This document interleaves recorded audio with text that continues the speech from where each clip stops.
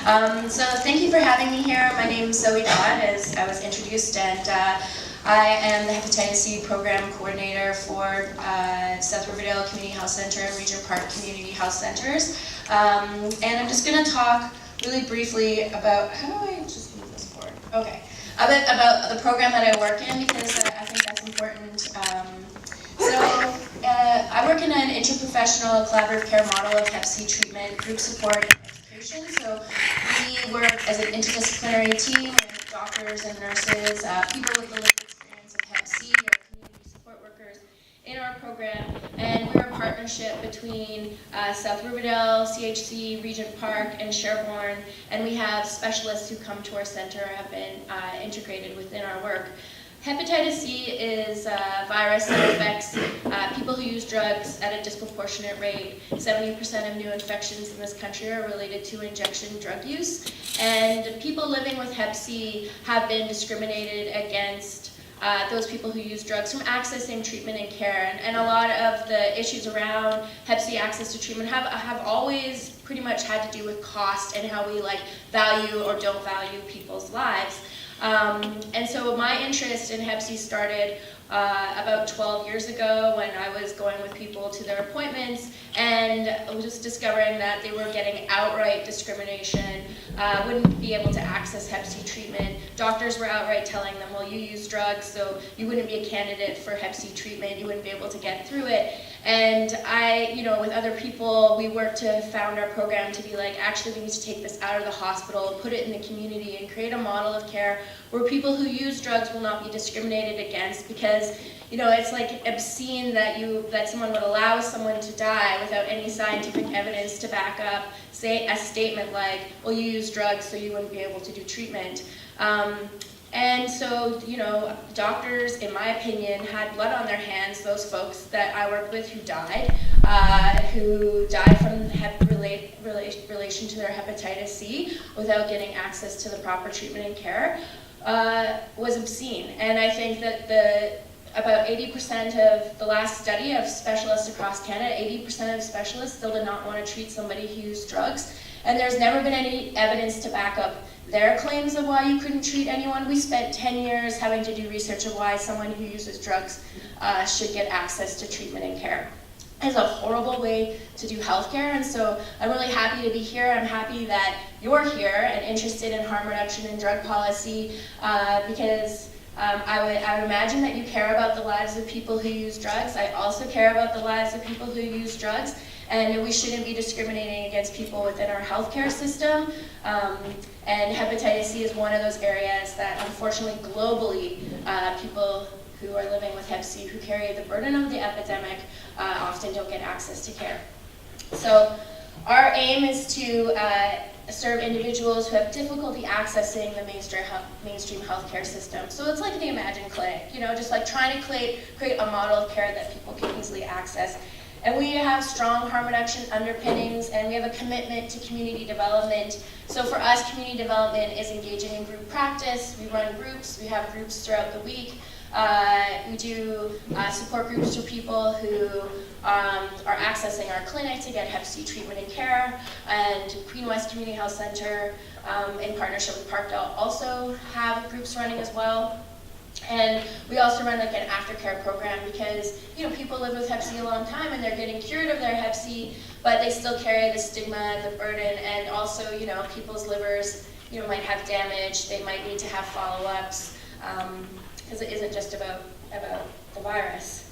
So that's a bit about the program that I work in, and I'm strongly still committed to hepatitis C and people getting access to treatment. I really think it's a very glaring thing in our society, looking at Hep C as what's happening in the healthcare system, and I think people in this room might be familiar with the drug pricing, but they were some of the most expensive drugs, right? It's $85,000 for a cure, when they look at the economics of it, those companies could sell those drugs for $250 for the cure and still make a profit. So when a company can make $22 million in its first quarter, it's it's absolutely obscene. So, these things all tie into the way we also, need to be able to buy things in bulk, how we look at we actually need to be looking more at medications and people's access to them.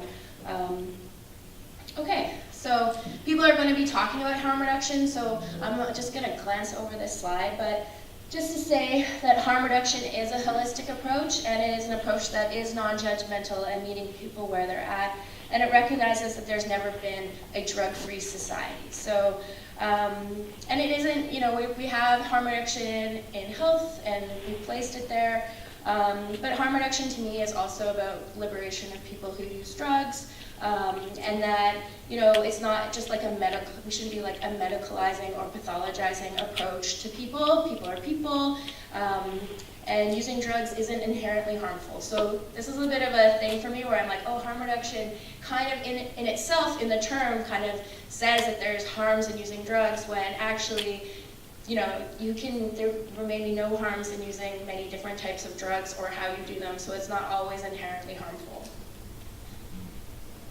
And it's also a praxis, so it's theory and practice, and identifies criminalization as the ultimate cause of drug-related harms. And harm reduction recognizes that certain drugs have been criminalized as a result of oppressive socio-historical processes. So when you think about like First Nations cultures or cultures around the world who had, practices of using drugs, and then the criminalization of those are also like, that oppression of them not being able to use their own practices is a form of colonization, and, there are, people who use peyote or like ibogaine in parts of Africa, or, ayahuasca, like these cultural indigenous practices, it's rooted in, that attack on their access to it is rooted in racism. And harm reduction, as you'll hear, is like needle exchange programs, distribution of safer crack and safer meth kits, condoms, community development, employing people with lived experience, education support. Oops. So I realized, like the other day I was, no, it wasn't the other day, I've been off work for 6 weeks actually. So a couple months ago, I was doing a presentation to a bunch of doctors, and I was thinking about how to talk to them about drug use and the way that we talk about drugs. And one of the things that really struck me was this idea that we often come to a place when we meet someone that we think that their drug use, we see it negatively right away. And we don't actually, when you're thinking about it, you're like, maybe you don't have anything to offer this person, and their drug use might actually be the thing that's, one, keeping them alive, maybe the thing that's actually works to soothe them, helps them deal with life and struggle and trauma, and you may not have a single thing that you can offer them. So I went, and I'll just share this personal anecdote, recently, because I had experienced so much compounded trauma of losing people I care about, was recently going to a doctor, to a social worker, and the first thing they talked to me about was medication. I've been a drug user since I was a kid, and I thought, well, you're telling me that I don't know how to soothe myself, you're telling me I should be on medication to deal with how traumatized I am, and I kept thinking, well, I know how to soothe myself, but what I would do isn't something that you would, isn't something that you would want me to do. And I left that office that day, and I went home and I took mushrooms and I microdosed for 4 days to try to recalibrate my brain, and felt so much better afterwards. And I wasn't going to share that with the social worker, but because it's like, well, I don't want to do medication right now. Like, I'm not opposed to people doing medication, but I am living in a lot of trauma, and there is lots of studies out there to show the benefits of psychedelics and healing and taking MDMA or mushrooms, LSD for people living with PTSD. So I am a person who lives with PTSD beyond the trauma of having lots of people die recently.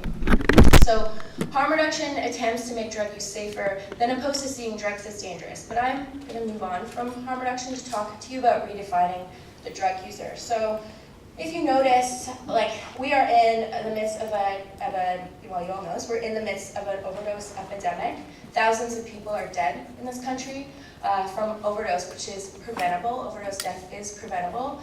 And one of the things you will see often in the media is this, an addict, addiction, addict, and then you'll hear people talk about the recreational user like they are separate beings. One is over here and one is over here. And I find it really challenging because I find it very stigmatizing. So we're like, if we just label someone an addict, we strip them of all of their other identities. So they're not just, so-and-so who's also queer and also a mom, or, your neighbor who also, has, works at the telemarketing company, who, has a really cute dog, whatever. They just become the addict, and that strips them of everything else. And so, for me, I think that some of the response, if you look at the comments that people say, often people are like, well, what do you expect? They use drugs, they're an addict. It's very negative, it's very stigmatizing. Drug users are easy to scapegoat, easy to vilify. We have jails full of people who use drugs. We have, the criminalization of people using drugs. We have, Prime Minister Trudeau saying people are buying it, sketchy stairwells, and you're like, no, that's not actually what a drug dealer looks like either, often. And so we have this ability to just make this person into something very, very, very negative. And so one of the things I would ask you is to think about redefining what a drug user is from the perspective of drug users, because we have our own manifestos. So VANDU is the Vancouver Area Network of Drug Users, and have a manifesto about drug user liberation. There's also a whole statement about nothing about us without us. And so it's drug user activists and people who use drugs who are asking people to think about how you talk about people who use drugs. So we need to recognize that it's not deviant or pathological for humans to desire to alter their consciousness with psychoactive substances. They've been doing it since prehistory, and it can be in a religious context, it can be in a social context, or it can be in the context of symptom management. We might take drugs to deal with psychological trauma or physical pain or for pleasure or fun. Whatever the reason, our use of psychoactive substances is not the problem. And I think if you look at the overdose crisis today, that is really, really telling, because the people who are dying, the people that are dying on the streets, they're dying on the streets in Vancouver. They're homeless. They're homeless. They're in poverty. We had the opening statement here, recognizing the land. We are a colonized country. What's happening in Vancouver is also part of an ongoing colonial project. Indigenous people are dying at a disproportionate rate, and the government's policies and the government has not cared about Indigenous people in this country. So making our statements of we're here on this land is actually not enough. Reconciliation is also, part of that is recognizing that this is an ongoing colonial project, and the overdose crisis is part of that. The criminalization of drugs is also part of that. So when we talk about people, having, psychoactive substances is not the problem, I often think what we need to be doing is investing millions and millions of dollars for generations in people's healing. Because we have people who are traumatized by the Children's Aid Society, that system, traumatized through being in the 60s scoop, through reservations, through residential school system. We have people completely traumatized from sexual violence, homophobia, transphobia, the list goes on. Racism, incarceration, criminalization. These are really the issues that we need to be looking at when we think about people who use drugs. And that's why I'm redefine the drug user. Don't think of people as addicts. They have more than that going on when we talk about people who use drugs. And not all people have a problem with drugs. 80% of people who use drugs will not have a problem with drugs. Lots of people can use drugs recreationally. Lots of people can use drugs, with no problem at all. And then those folks who sometimes, have issues with drugs, it's always something else. It's mostly always something else. So, okay. So, and we know what drugs are. So they're any substance that any small amount that produces significant change. Right now one of the big things is the government's plan around the overdose crisis is around prescribing practices. And it's really, really challenging because actually those prescription drugs are a lot safer than what people buy on the street. So we have this it's kind of frightening, because when we're like, well, we'll go after people who are prescribing, but people are going to the street, and then we've got people getting taken off their high doses of opiates, although those people who are being taken off high doses of opiates are people who are poor and have to access through the Ontario Drug Benefit Program. And it moves people to having to score. And that's super unsafe. It's super unsafe. We have a very unsafe drug market right now, and that drug market will continue to change and be unsafe unless we move to legalization and decriminalization. Okay, so many commonly encountered terms directly construct people who use drugs as other, allowing people to see people who use drugs as separate from mainstream society, and inferior and or morally flawed. So the terms such as junkie, drug abuser, or crackhead is dehumanizing and enables policies that treat people who use drugs as subhuman, non-citizens, frequently making them into scapegoats for wider societal problems.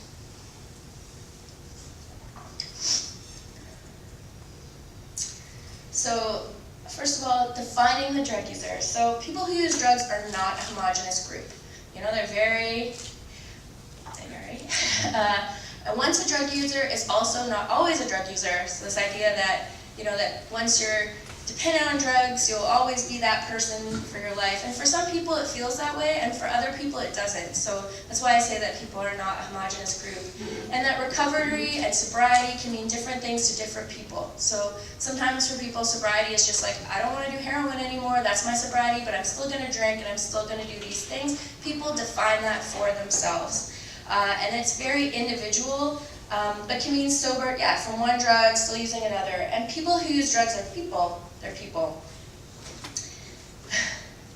And I talked a lot already about this, but just to go back about, just how things are stigmatizing, oppressive, creates another barrier to recognizing people's fundamental human rights. And it also lays blame. This is the thing often around when we talk about addicts and addiction, often lays blame on the individual and actually doesn't look at the social and complex forces that can create dependency or abuse. And it has that, what I was saying, that has that power to strip people of all their identities. And I think it's a way for us to deflect. So we just say, oh, it's the drugs. Then we don't have to think about, well, we're the only G8 country in the world without a housing policy. How is that? So, and we can deflect that and say, why do we need SIS?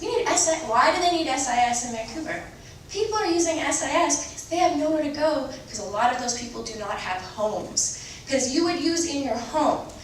Most of those people are going because they're homeless. And homelessness, as we know, is violence. It is very violent, and it is a struggle for people. It is really hard to be homeless. It is really hard to live in poverty. And so if we just say it's about the drugs and the drug user, then we don't have to look at all of the other conditions. And so we are in an overdose crisis because we live under neoliberalism, because we have lived under decades of austerity and cuts, and those cuts have been coming from the 80s. And so when we look at why people are dying, what we actually also have to look at is how this is manufactured, because people are living in peril.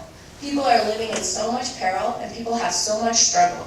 Poverty, homelessness, racism, incarceration, criminalization creates peril in people's lives. If we only look at it as a drug problem, if we only look at it that way, we will actually never see our way out of the overdose epidemic that we're in.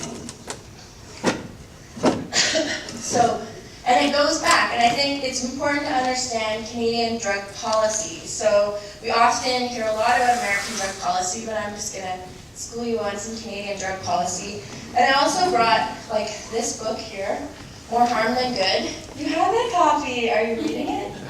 Yeah, it's really easy to read. Actually, Susan Boyd did most of the writing. I was reading it and I was like, Susan Boyd wrote a lot of this. She's so smart, and she looks at things from uses more critical theory and a sociological perspective, which I think we need more of when we talk about people who use drugs, instead of pathologizing and medicalizing, because we are not going to get our way out of the crisis we're in if we don't look at it from a different context. So this is about Canadian drug policy. This book came out last year. And Donald McPherson and Connie Carter both work for the Canadian Drug Policy Reform Coalition. So this is also a really good book, From Witches to Crack Moms. It's kind of hard to get, but if you email me, I will send you the scanned version I made into PDF form for the feminist reading collective I was in.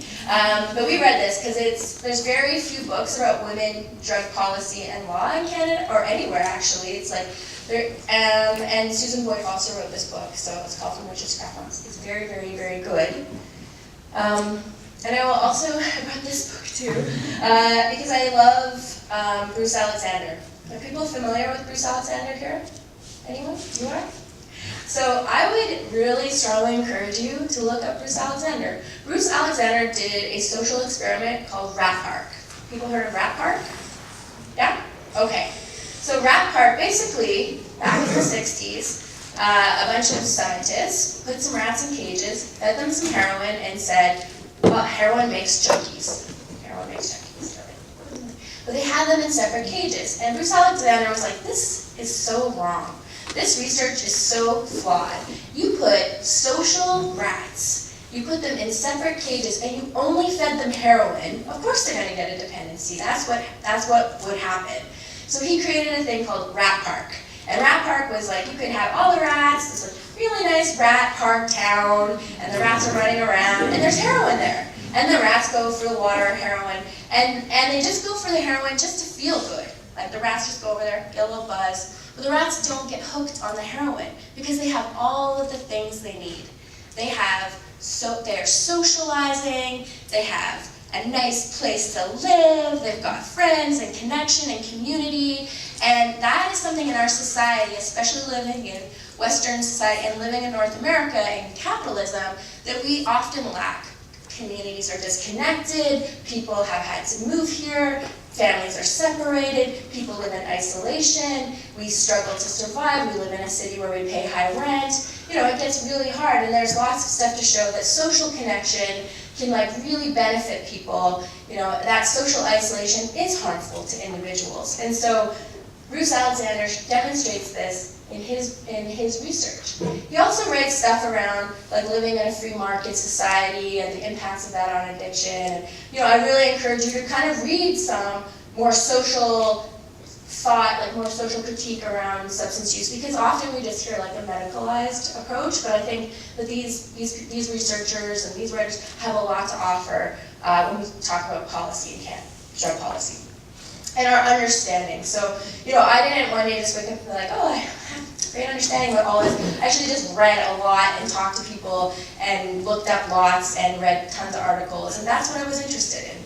So, you know, drug laws in Canada, just to say, like, our original drug laws in Canada had nothing to do about drugs being dangerous. People know that, right? Okay.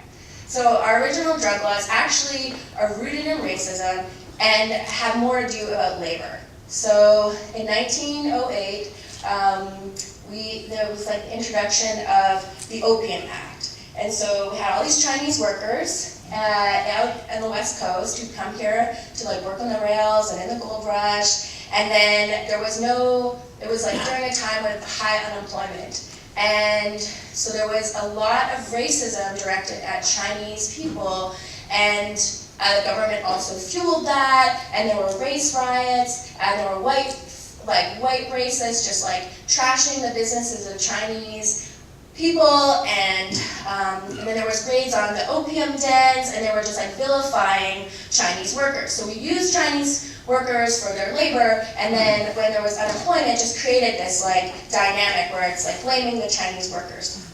And so those first laws were not about like drugs being dangerous. They were targeted at Chinese people. And so our first like criminalization of people using drugs were Chinese workers. And so almost all of our laws have been rooted in racism. And opium dens were popular, smoking opium, and it wasn't actually until like the 1950s that it started to be like, oh, white people get addiction, white people use drugs, and that was when, because before that we believed habitual drug use was mostly associated with the Chinese immigrants, until advocates emerged pushing for treatment in the 50s. So of those convicted in 1911 until 1920 were Chinese for drug-related crimes, so 3/4 of those convicted. And then in 1929, the Opium and Narcotic Drug Act was enacted, establishing even harsher penalties for drug users. And then we have this 1950s sensational accounts of drug-addicted youth, even though drug use was declining, but the media sensationalized reefer madness at that time. And then that's when the physicians, like the disease instead of a crime, the emergence of addiction of a disease model, which I don't personally buy into or have ever believed, and I would really strongly encourage you to read, if you do believe in addiction as a disease model, I would strongly encourage you to read Carl Hart's book, High Price, and there's lots and lots of literature out there disputing addiction. And then we have other things. So in 1969, this is an interesting point in Canadian history, in 1973, we had a commission of inquiry into the non-medical use of drugs, and we produced 4 reports, and we recommended greater leniency for the crime of possession, including the abolishment of imprisonment. Also recommended that the possession of cannabis not be considered an offense. So these were reports that came out during those times, 4 reports in the late 60s and the early 70s, but despite this report, drug laws remained unchanged, right? And there's lots of reasons for that. Most notably that it is it's a profit producing, keep people inside, it's social control, prisons, police, judges. You think about the drug laws, if we didn't have the criminalization of drugs, when we have crimes in this country have dropped at a 40-year low of crimes. Most people there's a lot of people inside prisons for drug-related crimes. We would have a lot of professionals like lawyers. We wouldn't need them. We wouldn't need so many of them. We wouldn't need all those cops. We wouldn't need so many judges. We wouldn't need so many prisons. That for people, those are status jobs in our society, but also, there's people who want to keep that machine going, which was one of our biggest barriers to changing Canadian drug laws or drug laws in North America in general. So just to say, these are the history of more of them, and then we spent 10 years with the Harper government. We had the introduction of anti-drug strategy instead of a drug strategy. They also, we didn't have funding for harm reduction anymore. We had a full-on attack of harm reduction in this country for 10 years. But just to say that the Liberal government previous only put 6% of their drug strategy budget into harm reduction. And we're in a current situation where the Public Health Agency of Canada just cut funding to HIV and Hep C prevention programs in this country. It's very quietly happened, and we don't know what all programs were hit, but I do know that the projects in Quebec that work with drug users and do a lot of harm reduction did not get their funding. So we're in the midst of this overdose crisis. We have high rates of HIV happening in Saskatchewan, and yet those organizations have had funding cuts. We have Aboriginal people disproportionately affected, and the Canadian HIV Aboriginal Agency lost their funding. And so that funding comes from the federal government, who say they're doing something. And just to say, drugs are they're now more freely. Drugs are very easy to access. And the war on drugs has cost over $1 trillion. Over $1 trillion. So I just want to talk about intersectionality, because I move on, but often people talk about this a lot, but I think in your practice, if you're in a medical practice or anything, this goes also for how we think about people who use drugs. You need to have some intersectionality in how you think about people. So it's a feminist theory. It started with black women who came up with this theory. The term was coined in the late 80s. And it looks at race, gender, class, cultural, sexual orientation, age, and so on, and how they all intersect and link to fully understand a person's identity. So, I constantly want to just drive that home to people, so you don't just see someone in front of you and think, you're just a person who uses drugs. Actually, I'm going to think about all these other factors and who you are. So these are the key issues that are impacting people who use drugs. So criminalization, poverty, health issues, stigma. Stigma is a huge one. Discrimination, shame, withdrawal, trauma, incarceration, racism, transphobia, homophobia, lack of housing, bloodborne infections, mental health, social isolation, competing priorities, colonization, displacement, gentrification. I think you get the point, right? Like, I just really want to just like constantly drive home this notion that people are just like so much more, and there are just so many more things going on in people's lives. And, you know, social exclusion. You want to ask me a question already? Can you wait till the end? Almost done. Okay, you hold that. Marginalized people who use drugs have not chosen to be excluded. They have been excluded deliberately in our society for many, and like that access to healthcare and communities. I talked at the beginning about Hep C. We had, you know, people totally excluded based on a moral idea, not actually evidence-based. You know, we treated people with the same drugs that doctors didn't want to treat people, and we never had anyone stop their treatment, and they were all actively using drugs. So the current issues that facing people right now is the overdose epidemic, overdose prevention, so naloxone. So you can get naloxone without a prescription. Our challenge is like actually getting to do overdose prevention and education with people. We have had no influx of resources, no money, extra money to do anything. Harm reduction in the city and across the country is often grant-based. Depends on province to province and which provincial government or city government, how they're feeling about harm reduction. It's very patchwork. Our programs haven't really expanded beyond what they've been as long as I've been working in the city. We didn't get additional resources. So, you know, staff are having to deal with all of these things. Like, you know, we're expected, hey, guess what? So you're going to coordinate this program, and hey, by the way, we're also going to ask you to do overdose prevention and coordinate that as well on top of your job that's already very challenging and full, because that's also a cut. Like, that's kind of how healthcare works. It's like, just welcome to healthcare. They're just like, just put more on you, and then ask you to do more data collecting and more, you know, how many times we have to like write reports to funders, and then those reports don't actually get used to get more money from the government. That's just so that we can say, okay, yeah, we were doing all of these things, we were making these targets. There's all these lines. It's kind of unbelievable. But yeah, we haven't got additional resources. So, you know, people are really desperate to get access all over the country to naloxone, and that will reverse an overdose, an opiate overdose. But getting access to people and doing education and prevention is important. We need to have those conversations so we actually know what's happening on the ground. And workers are doing that, and workers are doing their best that they can. But we haven't got additional resources to do that. Supervised injection services. We put our exemptions in December 1st in Toronto. It is what? April 28th?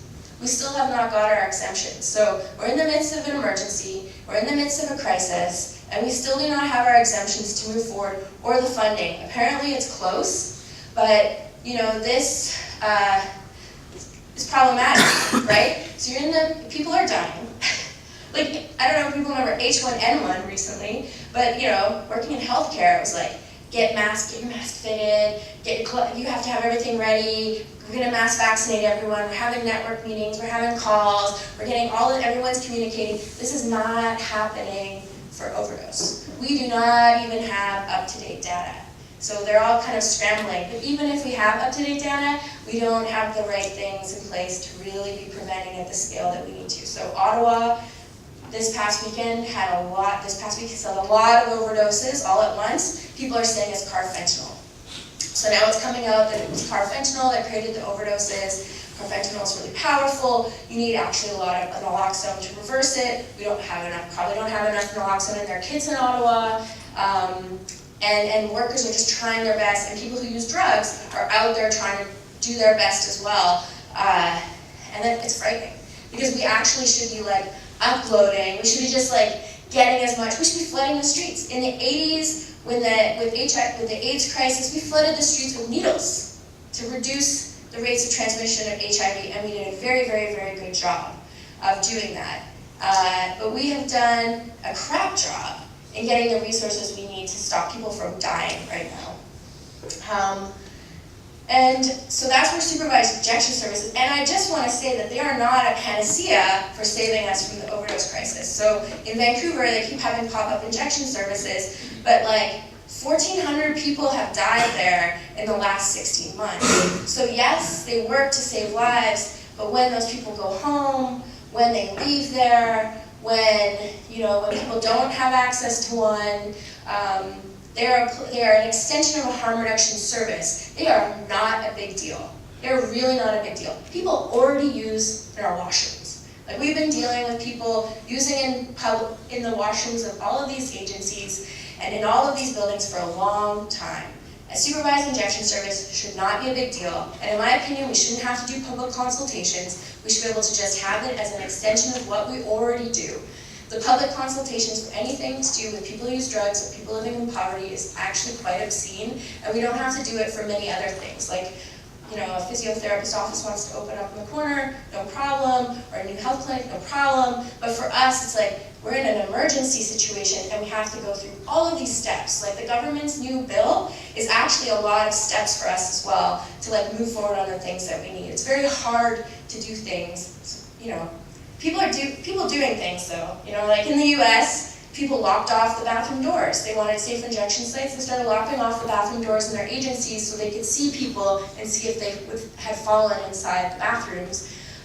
People do bathroom checks. Like, we know people use in washrooms. So things have been happening, but we would like that service. And so the current issue is the war on drugs. So in this overdose crisis, we still hear of ramping up some of those drug war tactics, which just don't work. Yes, you can try to go after the fentanyl being manufactured in China or wherever you think it's being manufactured, but that's actually not going to. This is the drug market changes, and it's a profit-making industry. I mean, this is blowing my mind as someone who thinks about this stuff all the time, that we have all these people dead. If you look at it from a market-based, if you're thinking of a capitalist-based kind of thinking, it blows my mind that it hasn't sorted itself out, that the drug supply is still tainted, that it's being cut this way, and that there's a risk of people dying, because that's money in someone's pocket. Each person is money for someone. That's a lot. That's a loss. It's not just a human life loss, but if you look at it from an economic perspective, that's a lot of money lost. And it makes you wonder, what the fuck is really going on? Because it doesn't make any sense anymore. In Vancouver, there was a crisis like this in the 90s, and people were dying at a huge rate. The drug market fixed itself. And it was China White, and it was fentanyl that they found in heroin back then. It hasn't changed. And so there's lots of theories. There's theories about how the war in Afghanistan, had created a lot of poppy production, and so it was actually easy to get heroin at that time. It was but then with the war changing and ISIS, then the poppy production has gone down. Climate change has affected the poppy production, and then creating synthetics is just easier for getting across borders. So there's just a lot of dynamics happening. But from a drug seller perspective or a profit perspective, it makes no sense. And I'm constantly just wanting to make a plea to those who are flooding the streets to just fix it so that people can use drugs more, can get drugs more safely, and they're not dying. It doesn't make any sense to me. People during the National Day of Action on Overdose in Vancouver held signs that said gentrification in the downtown east, and those signs just gave me chills, because it was just so sad. The downtown east is just getting squeezed like this. If you've ever been to Vancouver, the housing market is just so wild there. People are just so squeezed into this area, and people just start to believe that they're just being killed off so that people can get their land, so they can get that land to developers can move in. And people are starting to have these conspiracy ideas because it doesn't make any sense. I try not to go there, but it's hard not to start thinking about it, because we do live in a country where we did kill off millions of people, and that continues to go on today, that people are not living in conditions that are good for their survival. Although First Nations people also are just taking that back in this country. So just to say, the war on drugs is going on. Internationally, there's so many things happening. In the Philippines with Durude, just murdering people, just freely just saying if you use drugs or you're a dealer or suspected, they're just shooting people, thousands of people are dead. And then of course we live next to America, where the drug war is going to ramp up again with their new drug czar. And then the resources, don't have funding, enough resources to do that. So, you know, if you're doing any advocacy or talking to people or just talking about this, you know, there is no additional money, and there really, really needs to be, so that we can do lots of work. It isn't just about preventing overdoses, it's talking to people, it's connection, it's, you know, people who are working in harm reduction are engaging with people every day, and that kind of connection is essential for people's lives. Oops. So I already said the challenges so many times, but just to say, you know, austerity, cuts, constant cuts, that high youth unemployment in this country, increasing gentrification, the lack of safe, affordable housing, the need to address the social, economic, and political inequality in this country, and that negative drug use may be an adaptive response. Like, that's kind of the takeaway that I want you to think about, that maybe it seems negative, but it might be just the response people are living with. So my reflection, if you're working with people, is to be on side. Work from an intersectional and anti-oppressive framework, understand the impact of other oppressive factors on people you are working with. People who use drugs are people. Support progressive drug policy and end criminalization. That's like the biggest thing that I think we can do right now, is to support some progressive policies in this country and end the incarceration of people who use drugs. There's a really good article on the front of the Toronto Star today about a man who works at Parkdale Community Health Centre, who's a harm reduction worker, who's reversed so many overdoses, and he's also up on drug charges. And you know, I have a friend right now who also in the same boat, uses for himself, got busted, the drugs they busted him with, we're still waiting for the results because they're not actually drugs. But you know, he also has reversed a lot of overdoses, has been like a key person in working with people who use drugs, and he's also facing charges. You know, people get in and out, and it's time like we end that cycle and the drug war. We could be doing things so much differently. Create opportunities for meaningful involvement. The cool thing about harm reduction is it's a place that people who use drugs often are hired in, and it's a meaningful involvement of people who use drugs, which is really great, and it becomes a place for healing for people. And then support people who use drugs and roles. So, you know, if you're working anywhere, you go to work anywhere. I feel like most of you are med students, right? Or you're working somewhere, just like really support those roles for people. And that's it.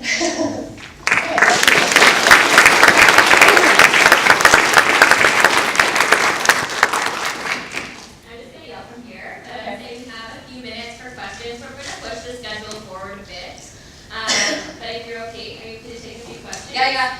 Maybe about 5 minutes? Sure. Awesome. And then we'll move on. We'll have a quick break before the next presentation. Okay. You were the first one.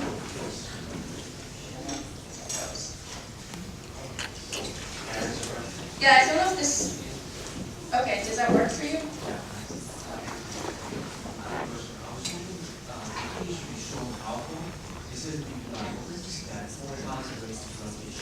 Yeah. So BBI is blood-borne infection, so HIV, Hep C, hepatitis B, so you know, a lot of things can be transmitted through blood, so injection drug use is like an easy way to transmit something like Hep C. Hep C lives outside the body. Yeah, and so a lot of our programs are built around prevention and transmission of HIV, Hep C, hepatitis B. No problem.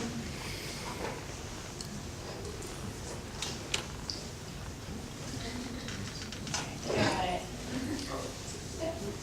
Sorry, are you looking at me? Okay. Yeah.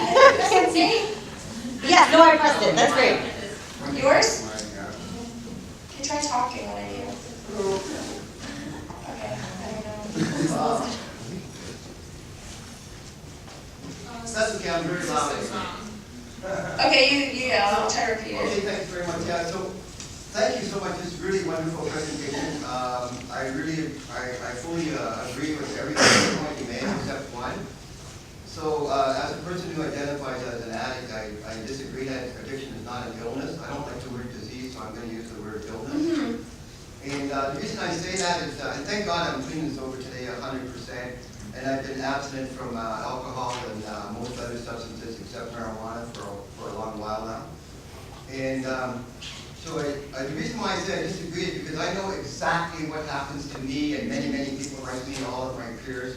If I take just one little sip of alcohol or inject or smoke one little puff, even the tiniest amount, I know how it changes everything about me. Changes my entire psyche, changes my thinking, changes my body physically. It's a horrible thing that happens to me when I do that, right?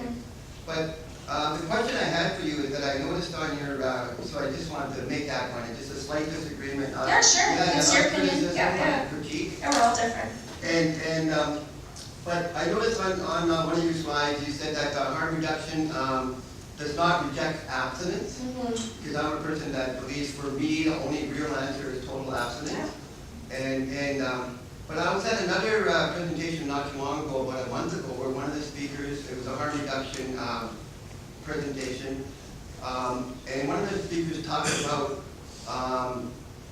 actually instead of putting people with abstinence who want abstinence together with the people who want to have harm reduction, he talked about separating those two communities and appealing to the government to stop funding abstinence programs and give all of the funding to harm reduction instead. So in other words, pitting the two communities against each other instead of embracing each other, which I find is just a real horrible no. So I wanted to have your thoughts on that. Yeah, I mean, I think that, no, I mean, I think people are at different places, and I'm not sure, like, I would agree with that, but it would depend on the situation. I would say, though, that the treatment system needs to have some scientific evidence behind it, and that it does need to be thoroughly investigated. It is a profit-making industry, right? And a lot of the models are based in 12-step, AA and NA, and for a lot of people that doesn't work, and for some people it does, but the majority of the programs are based in that way. They're also not culturally sensitive. Right. They're also, a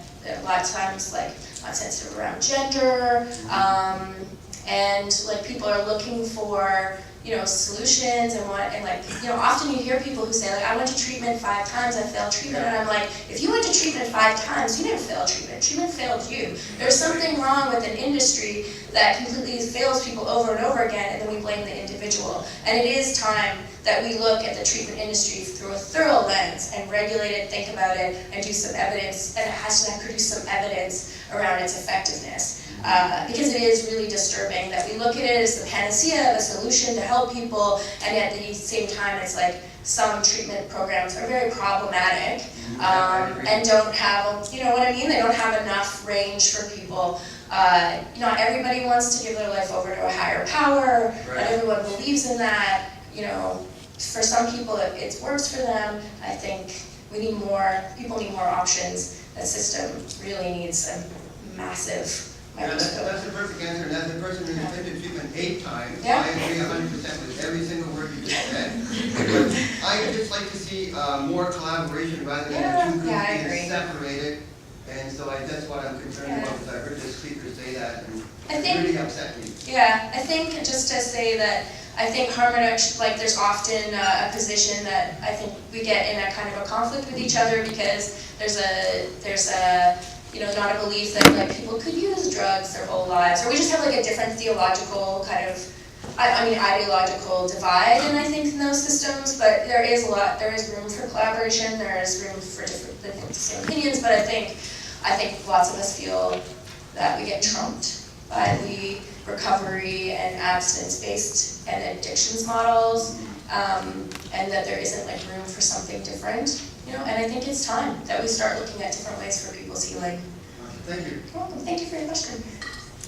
Hi, first of all, thank you so much for your talk. It was really illuminating and on such an important topic. I'm just curious to know a little bit more about your views on progressive drug policy. You've talked about that a little bit. And you know, a lot of us have heard about decriminalization versus legalization. Obviously, this is a very complicated topic, but I just wanted to know like what you think a progressive drug policy looks like, what you would like to see policy changes look like. I will say I'm challenged by the what it would look like, I will be very like frank, I am an anti-capitalist, so like I do not like living in a capitalist system. And so for me, when I think about legalization, I think about like how will that look like? What would it look like? How would it feel as a drug consumer? But how would that look like from like control, and who would control, and like you're looking at it in cannabis. I don't know if people read the article in the Maclean's magazine that was out yesterday about the godfather of cannabis, and it's a man that worked in like fashion and marketing. He's talking about branding, and this is like the perspective of cannabis, and it's like weird to me. It's like, well, why can't we have shops and organic growers, and will they care more about the quality of it? Something that's so profit driven. I don't know how legalization would totally work in a way that would not just like benefit and line the pockets of rich white men. And so I don't know. Like, I would like to live in a system where drugs are all legalized and there's regulation of them, that people can purchase drugs safely. But I also think we just need to move into a system right now of decriminalization. So decriminalizing possession, decriminalizing quantities of drugs. And I think we could look at models like Portugal, and actually just come up with our own progressive models. Like Portugal is a good example, except for the last couple of years, they've been in austerity and there's been a lot of cuts. But I do think we need to stop the criminalization of people who use drugs, and like one of the ways to do that right now would be decriminalization. Like people not being able to access things safely. Often you hear these kind of analogies of, well, like who's dying in the overdose crisis. Politicians do this a lot. Joe Cressy does this. Where they're like, and then the banker, the lawyer and the banker on Bay Street, and you're like, no. That's like not how this works, because if you're poor, you're gonna go buy drugs in a different way. You are actually like seen as a low-hanging fruit. You are a target of police. Like a person who's like the Bay Street lawyer probably would never, ever, ever have a cop come to their door. It's like very slim that they're like going to be criminalized because they're not squirting on the street. And their drugs are going to be better quality. They know their dealer drives to them. Their dealer comes to them. Their dealer's going to sell them good quality drugs. And they buy expensive. They don't want them dead. They probably party with each other, probably know their families, they probably know things about them. It's like so different. And so like decriminalization would actually really benefit marginalized people. And it would really benefit people who are filling up prisons. It's disproportionately affecting people of color, young black men of color who get stopped and carted and checked in the city. Decriminalization, I'm a fan of decriminalization, I'll say. And like thinking about legalization, I would love to talk more. Like I think people in drug policy reform, there's a lot of free market libertarians, there's a lot of people who are just about like how it can be profit generating, and I'm not interested in that perspective. I'm interested in like people's liberation, the end of the prison industrial complex. I want to see like less people in prison and incarcerated. I want to see the end of social control and the oppression of people of color, and the drug war has been a way to do those things. I think decriminalizing would help us to free up that, and I think create progressive policies and changes in the world that we're living in. Sorry, that's helpful. Thank you. It's fine. And thank you. And help us, like, if we really need more voices right now. I know a lot of people saw me on TV when they said this, but that is where I would say I'm feeling desperate. So the more voices, the more conversations you have with people, the more things you see out there, we can live in a better society. We can live in a more equal society. Healthcare is one of those ways where people want to work in it because they care about people. You take that step beyond just like working in healthcare. Take that step to like thinking about inequality and how we can like make things more just with each other. The drug war is one of those tools of oppression that has been so harsh and destroyed the lives of millions of people. So I just plead with you to like be part of changing that and be part of helping us to end the overdose crisis by just speaking out, writing a letter, talking to people. you know, I have so much outpouring of people that I couldn't believe it. Like, so many messages from people who've lost people, who struggle with their own family member going through treatment, or the family friend died. It is a pain that is like so dark and hard to hold. Like, my first person I loved died of an overdose. My best friend growing up is dead. Like, I just really plead with you to just, you know, be an advocate, stand up for people. It is disgusting what's happening in this country. Thousands of people should not be dead, and we can prevent that. So I just ask this room, just like, you know, I'm sure many of you are already doing it, but like, please just like keep doing it. So.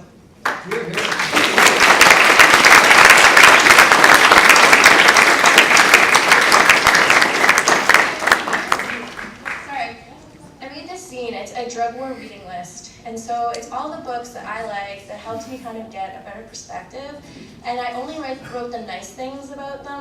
I have lots of problems with some of the books, but I just thought, what's a positive thing about the book? And then you can not like the book, but you might take away really good things about it. So I made this like reading list, and I don't know if I have copies for everyone, but you know, you take one, and my email's in it, so if you ever want to like engage around drug policy stuff or have a further conversation, give me a few weeks because I'm slowly getting back into work after being off, but you know, I would love to chat with you and I really encourage you, if you haven't read these, or I love that you're reading that book, you know, just like do that, you know, so yeah.